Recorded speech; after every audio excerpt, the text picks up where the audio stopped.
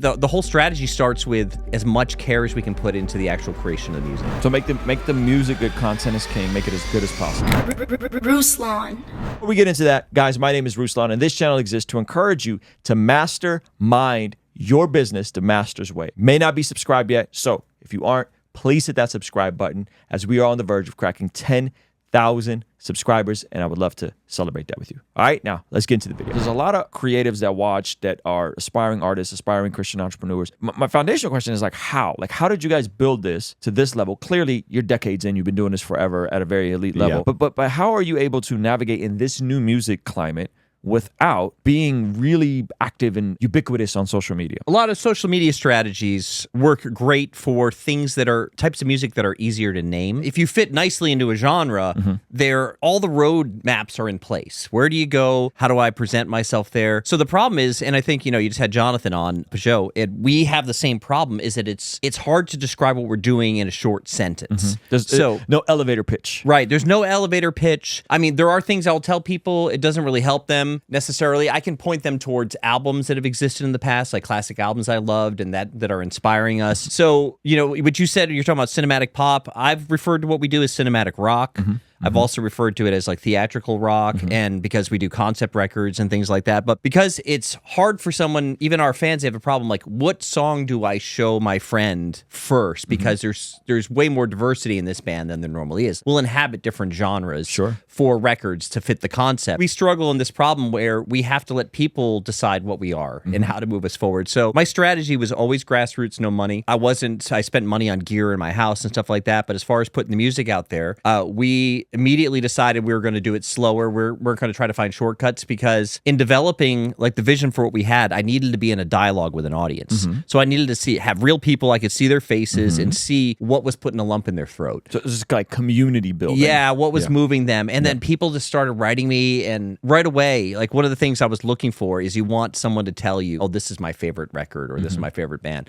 And the reason I say that is not for like an ego boost for you, but if you can find, let's say you can find 5 people that you're their favorite band, there's probably 25 people you're in their top 5, and then probably 150 people you're in their top 10. So that's kind of how the hierarchy of fans works. We spent a lot of time just like trying to do stuff and seeing if it was doing something, like if our music was going to become the soundtrack of their life, like they owned it and it became personal for them. So when that would happen, we knew we had something, and then it told us how to serve our fans and the type of people they were. And we learned really quick, instead of being like a specific genre or appealing to a demographic, it was a personality type.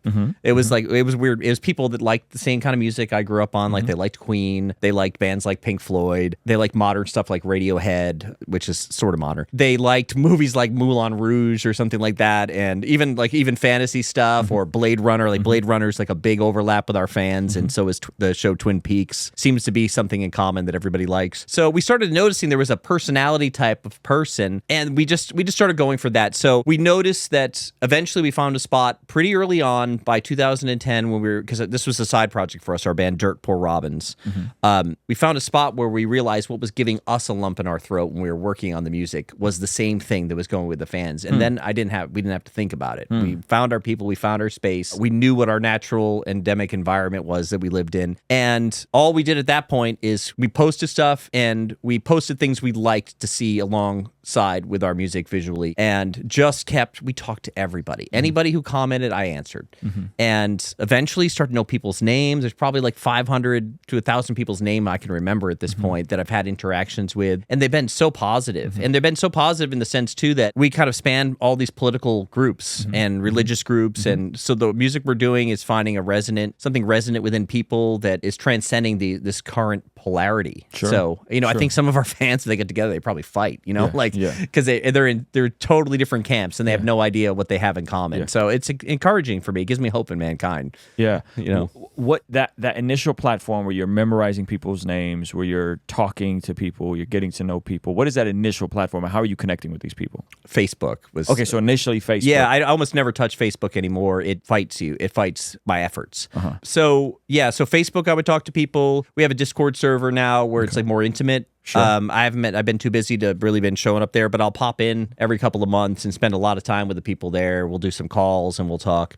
But yeah, Instagram, I love Instagram, just not that we ever try to build it. I just love images. Like when you're a kid and you're listening to that CD, or, you know, if you're old enough, you're listening to a record, there's something about like going through the album art and listening to the music that you really love that it would transport me. And I imagine other people had that same experience. So Instagram is a great way to pair your music with image, even a still image. And I really love YouTube the most. I really focus all my efforts on Spotify and YouTube. Okay, so Facebook initially. Now, how does it translate to conversions on Spotify? Is it just within the Spotify ecosystem, there's discoverability that's happening naturally? Because to be at the monthly listeners that you're at and to generate the type of interest you generate, that's not an easy feat, nor is it one that happens as like an accident. There's just more strategy there. So how are you getting that sort of traffic to the? Because I'm assuming you probably do well on Apple Music, even though those numbers aren't public. Yeah. That's How does like that our work? fourth most popular platform.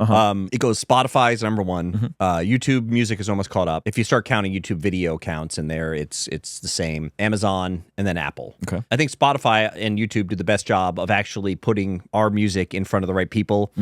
So one of the things, it worked really great for us, but those platforms don't love you trying to buy views. Of course they don't love bot views. That screws everything up for them. Yes. We never do any of that. We've never done anything like that. When people are recommending our music, they have I think on YouTube and Spotify, a really good idea of who our audience is, because we get ads on playlists all the time. And one of the top comments is, one of the top comments is, why aren't you more famous? Which is I like, because I like being that artist that's not famous for people. I remember having those artists growing up where it was the obscure artist you liked, and there was almost a bit of sadness when they kind of mainstreamed it a little bit. And so I get that kind of indie kid impulse, and so I like that comment. But other one is like, the algorithm led me here, and I'll ask people sometimes, what were they watching? And there's not a ton of similar bands to us, but the algorithm seems to get, like, I don't know how it figures it out, but the demographic of people that are gonna sink their teeth into this and like it. So it really, the whole strategy starts with so like as much care as we can put into the actual creation of the music. So make the music good. Content is king. Make it as good as possible. So much for watching that video. Guys, I believe that one of the best ways you can build a business is by first building a platform